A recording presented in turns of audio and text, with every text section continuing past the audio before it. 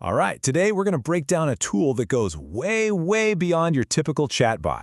We're diving deep into Google AI Studio, and trust me, by the time we're done here, you'll see how this thing can be your sidekick for pretty much everything, from serious professional work to your wildest creative projects. Let's get into it. You know, when most of us think AI, our minds immediately go to that simple chat window, right? You type a question and boom, you get a text answer back. But what if an AI could be so much more than that? What if it could become a true creative partner? I'm talking about the kind of power where you can literally just describe the vibe of an app and have it built for you, or do some seriously complex photo editing without ever opening Photoshop. You can even create a custom AI personality, like an angry, super intense football coach to keep you on your toes. And believe me, that's just scratching the surface. And all of this is possible inside Google AI Studio. But here's the most incredible part. It's completely free for anyone with a Google account. All of this power is just sitting there, accessible to you, right now. So, here's our game plan for today. We're going to see how this goes beyond the chatbot. We'll check out your new AI toolbox, then dive into how you can create, edit, and animate. We'll also see how it works as a real-time assistant, and we'll finish with maybe the coolest part, going from a simple prompt straight to a working program.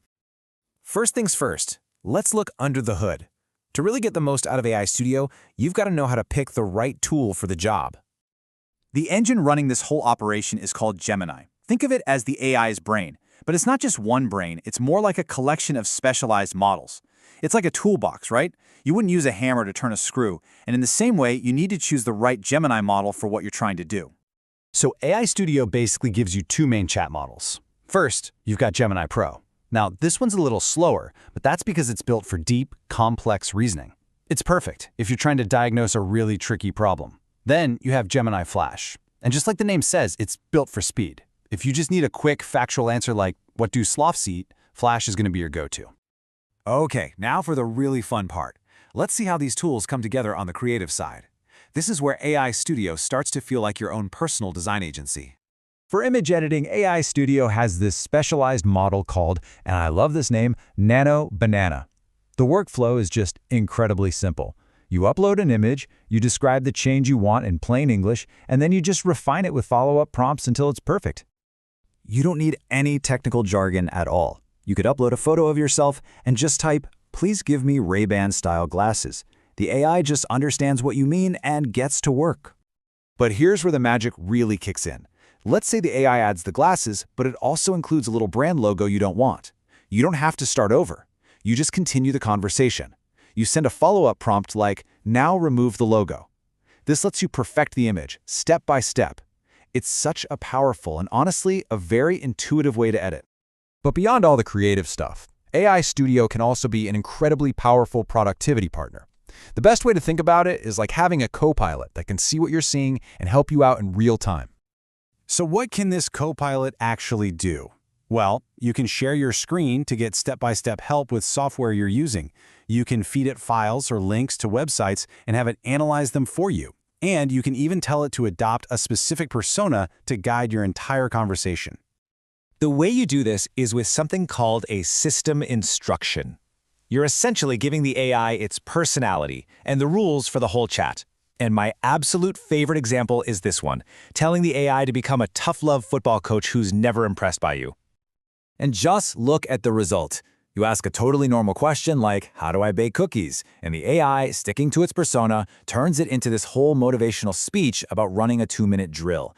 It's a fun example for sure, but just imagine setting the persona to expert copy editor or supportive language tutor. The possibilities are just endless. All right, now for the final and, I think, most mind-blowing feature. We're moving from just getting assistance to outright creation. Let's talk about building an actual application just by describing it. This concept is called vibe coding, and it's exactly what it sounds like. You just describe the idea, the feeling, the vibe of an app you want to create, and AI Studio's build section does all the heavy lifting, translating your plain language into functional code. I mean, look at this process. On the left, you have a simple idea typed into a box, create a snake game. On the right, the result, a working, playable game you can test out instantly. This is a monumental leap.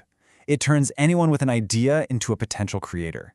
Just think about the implications. A small business could prototype an app in minutes. Students could learn to code by seeing their ideas come to life. It's a huge deal. Okay, we've covered a lot of ground, from choosing models to editing images to building whole apps. So, what's the one crucial point we should all walk away with? The main takeaway is this. Google AI Studio isn't just one tool. It's a full creative and professional suite. It has specialized models for whatever you need to do, from creative work to programming. And somehow it manages to be incredibly powerful for experts while staying totally accessible for beginners. And best of all, this entire suite is free. You can go from a simple idea to a photo edit, a personalized coaching session, or a fully functional game. The only barrier is your imagination.